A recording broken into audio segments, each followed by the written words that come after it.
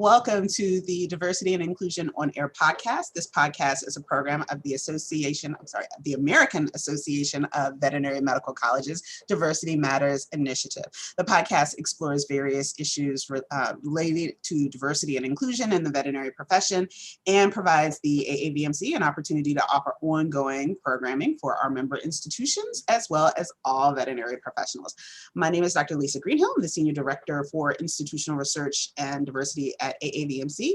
And on this episode of the show, we are focusing on another new veterinary affinity organization, the Association of Asian Veterinary Medical Professionals.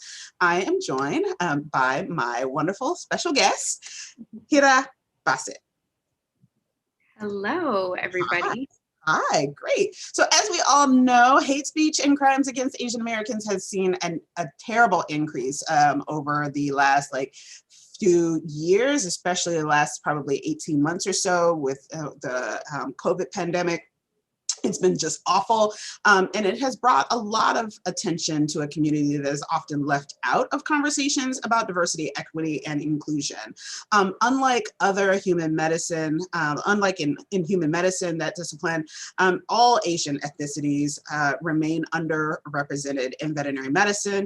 It is one of the fastest growing populations within the profession, but still incredibly small group of professionals. So AAVMP is hoping to change all of that.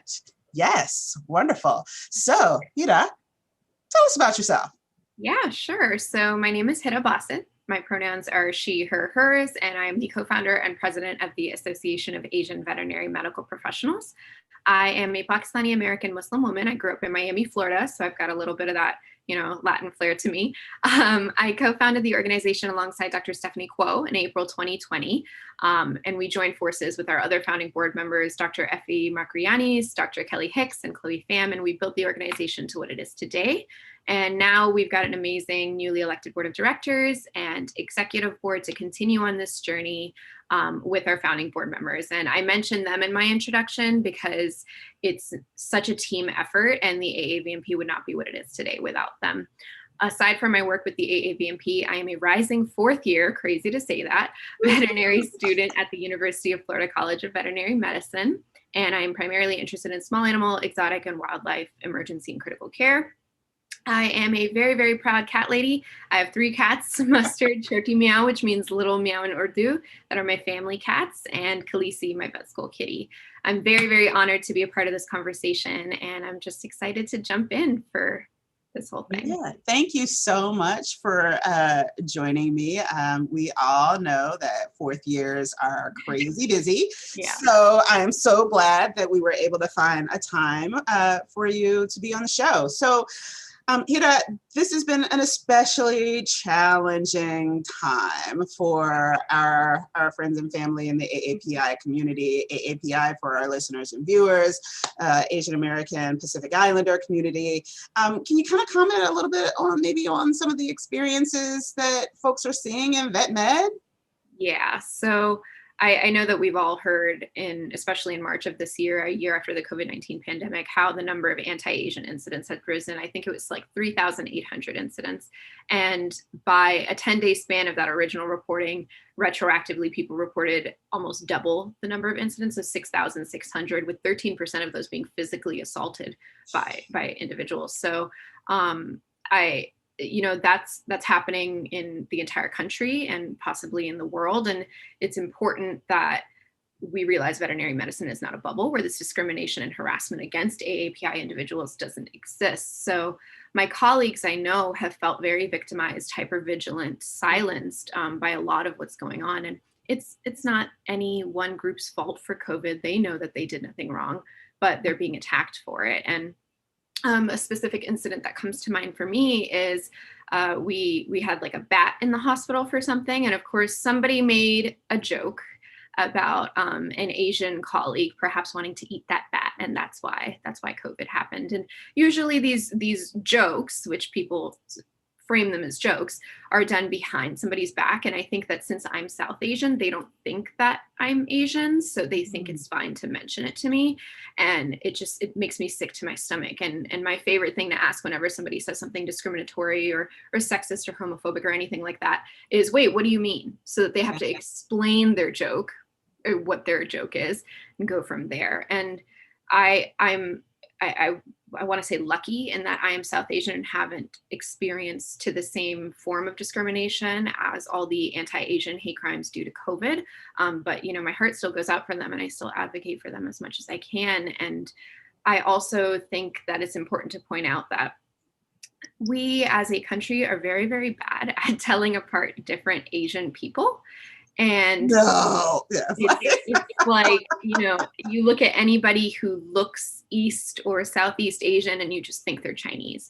So that kind of goes into the model minority myth, which, we've had a conversation with in the AAPI about how that has established Asians as this monolith, and that just destroys what we really are, which is a huge ethnically, culturally, spiritually diverse group of people. And just these rise in crimes, and my poor colleagues are dealing with so much, but I think thanks to the support that they've received, normally Asians are kind of put on the back burner because we're seen as that model minority that doesn't need the support.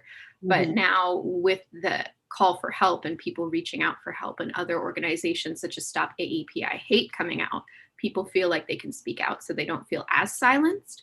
But also in vet med, we are not the most advanced profession. And so even reporting anti-Asian or discriminatory instances, it's usually not responded to as well. And we had a talk with Dr. Farber for our first event for AAPI Heritage Month, and she was mentioning an incident where she was discriminated against, and it was basically handled as, oh, you should just get over it. So it's a complex issue. It's not going to be solved by one thing, but that's just some of the experiences that I have heard of that I can comment on. And it's so insane. Yeah, so I definitely encourage viewers and listeners to check out episode 80, which is the episode that I did last year, almost a year ago, with a colleague, called The Myth of the Model Minority, that really kind of focused on what Hira just mentioned, and really kind of understanding that this model minority is a myth. It's and it's a damaging myth. But I think that the other thing that I think is important that you mentioned is that the kind of Asian diaspora is very, very broad. And Asia as a continent is huge. And, a lot of times folks kind of forget about India, they forget about Pakistan, they forget about all of the islands. It's just like, really kind of, okay, well, Chinese, Japanese, and okay, Korean. And then there's everyone else. 48 countries in the continent of Asia and 11 recognized countries in the Pacific Islands. So it's arguably the largest continent with a population on Earth. Yeah. So. Yeah. And so it's really, really diverse. And so, this idea of, oh, okay, well, I can make a joke here because those people aren't in the immediate area. And it's like, okay, but we are. So, definitely it really speaks to the complexity of how non-Asians kind of see, the diaspora and kind of are frankly ignorance around, Asiatic identity. So, yeah. So tell us about the organization AAVMP. Yeah. So again, we founded in April of 2020. It was about late April. And I remember just feeling, I think it was the new COVID isolation and the feeling of just, I want to connect with somebody. I want to, I have my friends in vet school and I have my family to lean on, but I felt like I had this need for diversity in the field in that call. And I was inspired by LVMA and Black TVM Network and Pride VMC and all these organizations that created spaces for these people in VetMed. And I thought, why can't we do this for Asians? And so I created the Instagram page and I connected with Dr. Stephanie Kuo, and from there it kind of grew. So going through that journey again, I think that again, no colleagues look like me, no professors look like me. I still have yet to in person meet a South Asian veterinarian, which is insane. But I think also geographically, I'm in the South in Florida, so there aren't really that many of us. But and then once I also looked at the leadership roles, and there weren't that many that were representative of what our profession is becoming. Yes, we are a very white profession, but now we're lucky in that there are more underrepresented minorities in leadership roles, but not many Asians. And I just felt that we needed somebody to advocate for AAPI individuals in the vet profession and provide that support in order to create the actual change in the field.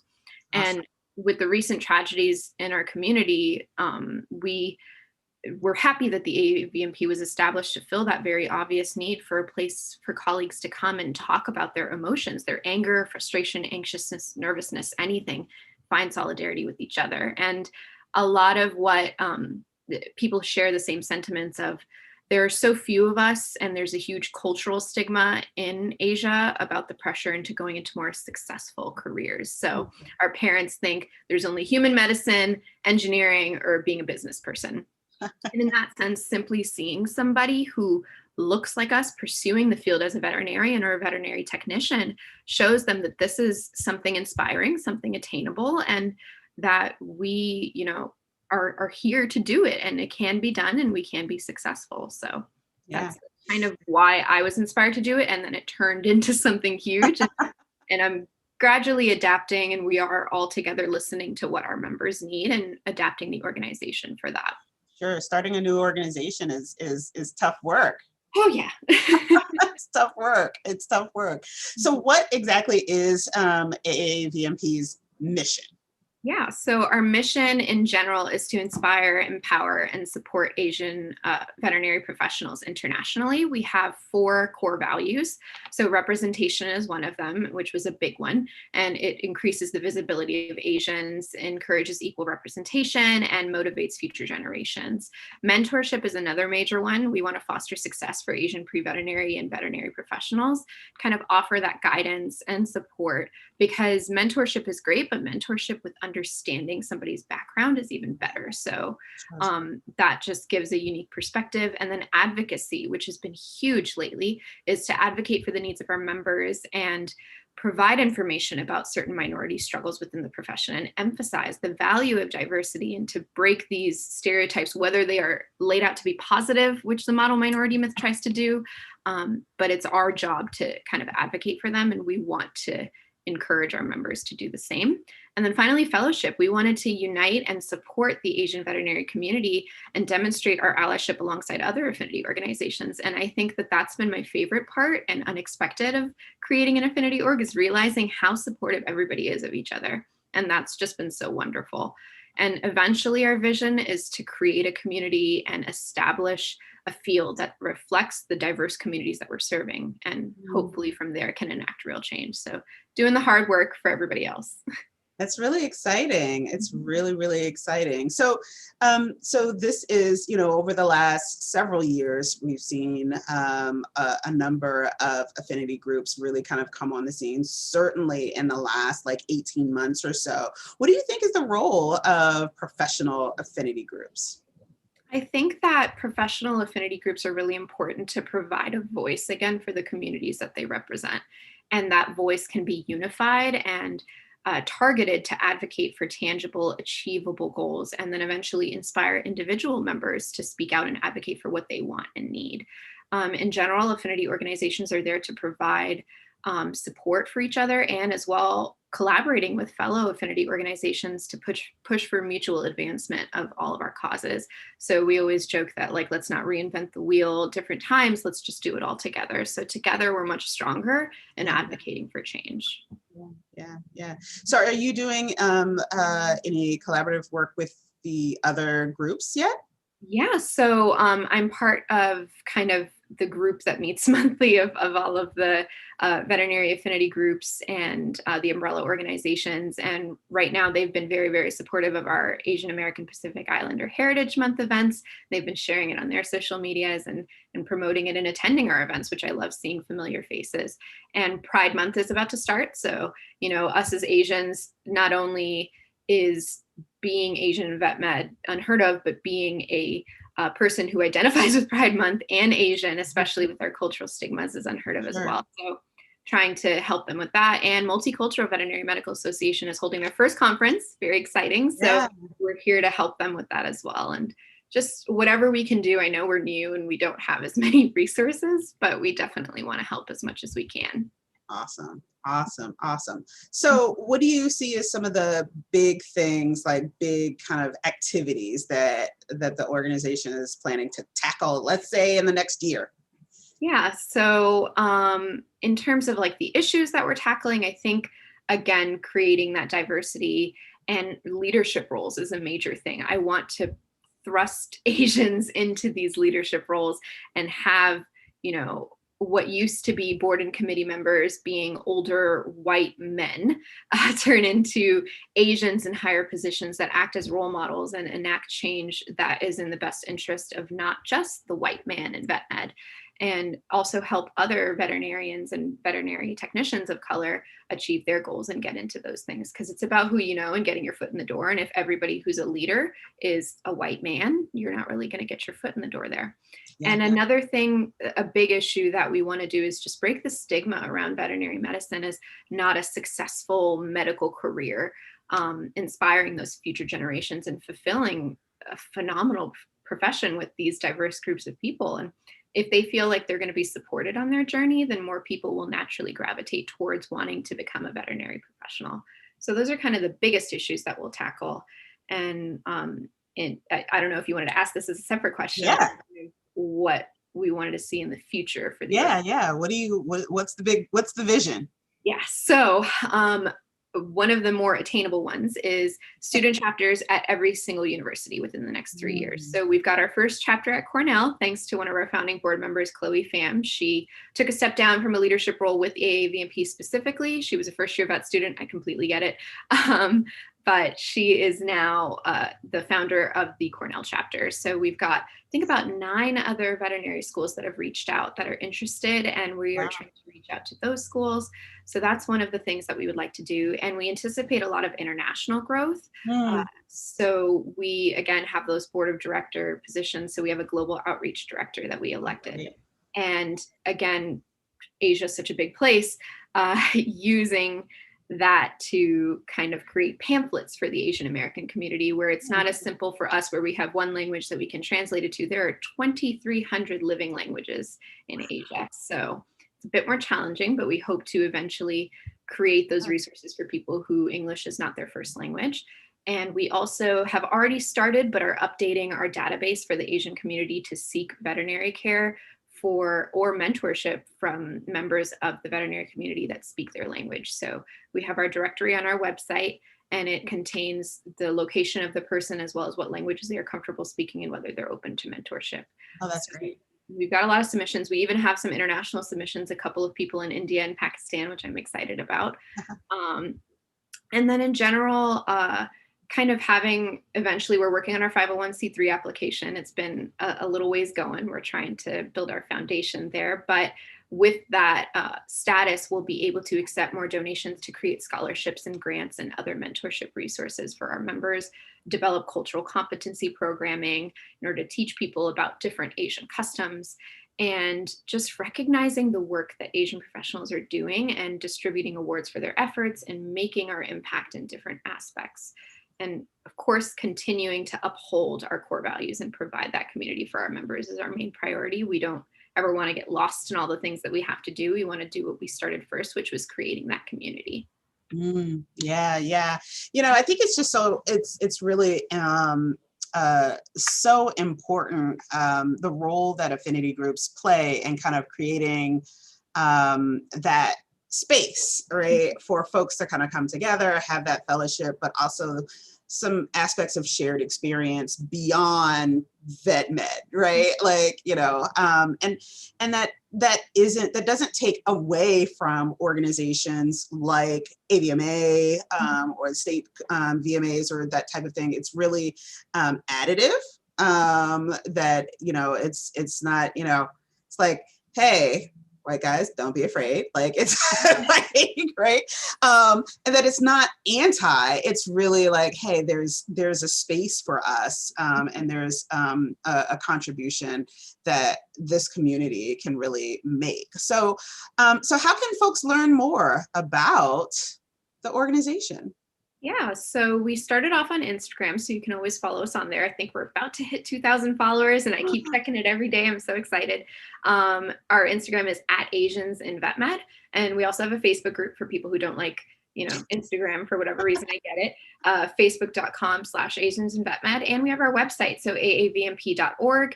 And if any of these things, you still have questions after looking through them, then you can always email us with any specific questions, asiansinvetmed@gmail.com, and we can get back to you pretty soon. Our secretary, Effie, is amazing at responding to people and making sure that their questions get answered. They are. I emailed. So like you get your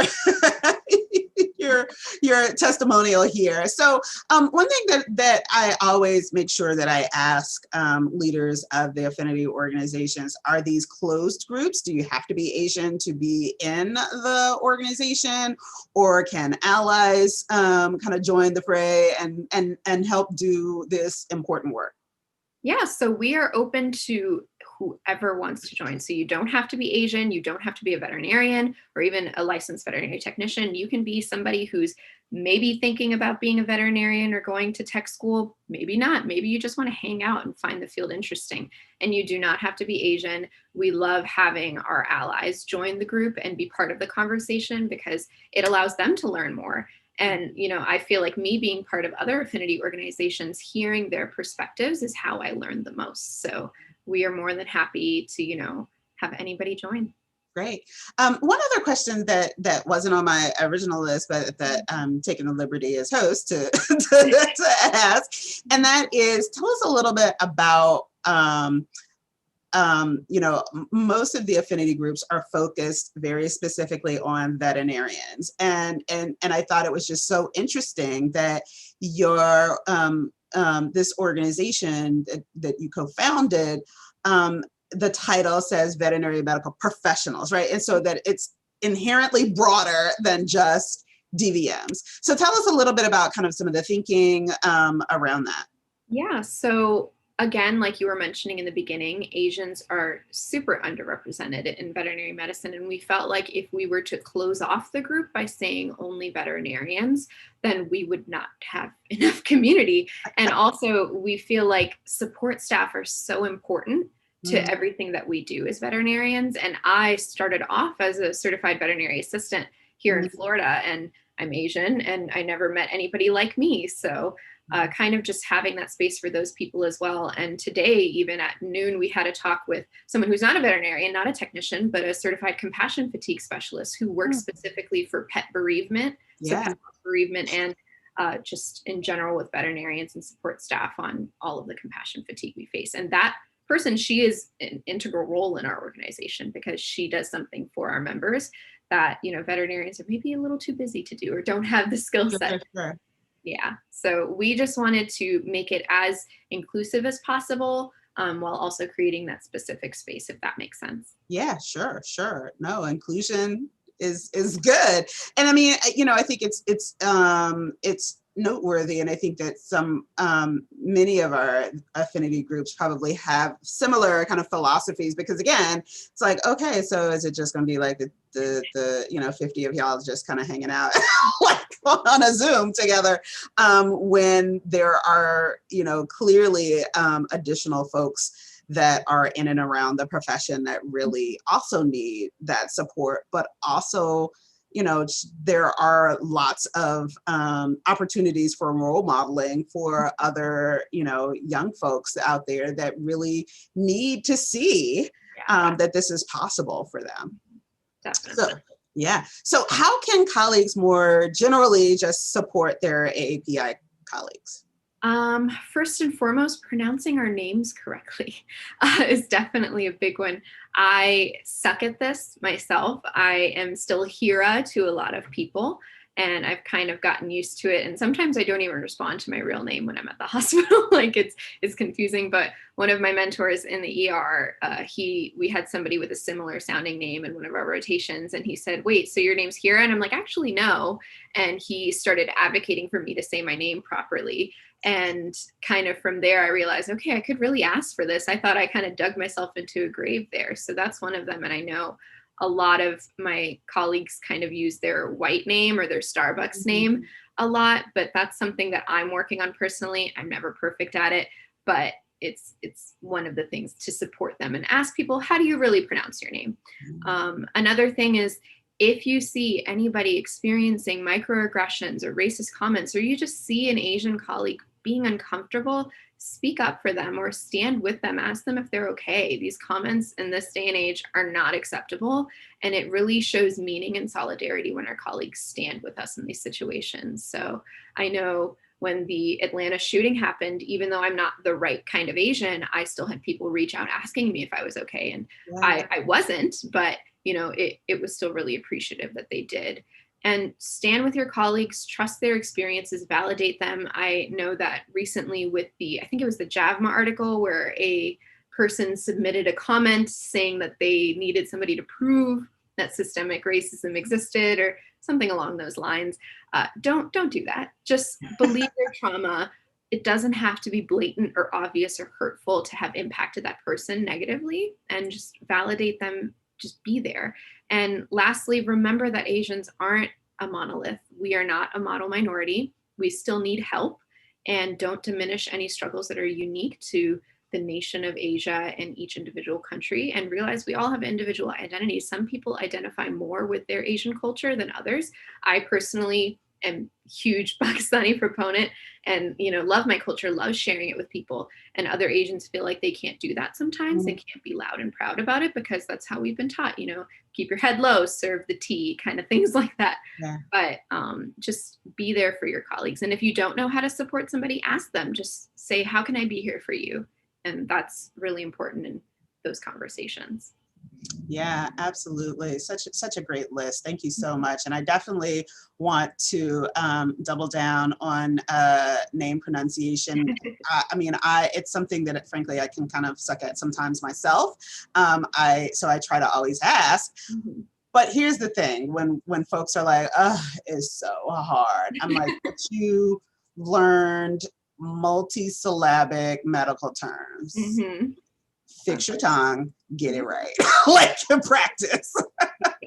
Right. Like, and it's one of those things where it is, especially in STEM disciplines and medical disciplines, when you are learning very complex words. You can do this. Doing encephalopathy or something, you can figure out how to say Hira. So. Yeah, you can do it. It's positive reinforcement. You can do it. Really, really important. And I definitely advocate for folks to correct people. It's so hard though. The amount of times people have been like, wait, what? And I'm just uncomfortable at this point. I'm like, forget it. It's Hira. Like, it's fine. Yeah. It's tough, but for folks that are watching, you may have seen me cringe when you said the Starbucks name. Oh my goodness. Like, blessed be Starbucks. Like, they struggle with Lisa, Lisa. Like, so I can only imagine for. Yeah, I'm always Kira at Starbucks. Somehow they turn it into Kira, and I'm like, whatever, I guess. Yeah, like they just scream out your, don't scream your name, just scream out your coffee, right? Like your drink. So, but no, it's been a wonderful chat. Anything else that you think is really, really important that you want folks to know about AAVMP or just AAPI veterinary medical professionals in general? I think that people should just, direct people who may not know about us yet to our page and our community.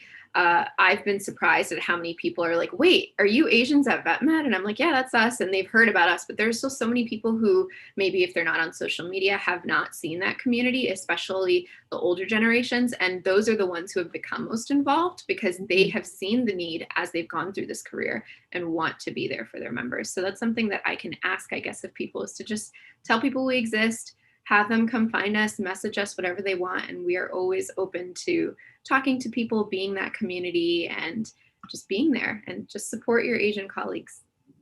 Wonderful. Thank you so much. I will definitely put links to the website and the various social media outlets in the show notes. So yeah, this has been a great conversation. Thank you so much. It's been a kind of brief kind of chat. You're so like... So, well, this has been another episode of AAVMC's Diversity and Inclusion on Air. To my guest, Hira, thank you. Thank you so much for joining me to talk about the Association of Asian Veterinary Medical Professionals. Yay. Thank you so much. Awesome. I hope you'll have a wonderful rest of your Wednesday. Awesome. Thank you. So listeners, be sure to subscribe to the show on your favorite podcast app and like us on Facebook. And yes, Apple. Yes, we're still working on it. This is a little challenging, but we're getting there. We're getting there. There's just a lot of back and forth between me and Apple. So hopefully in the next week. In any case, thanks for listening, and be sure to look out for the next show.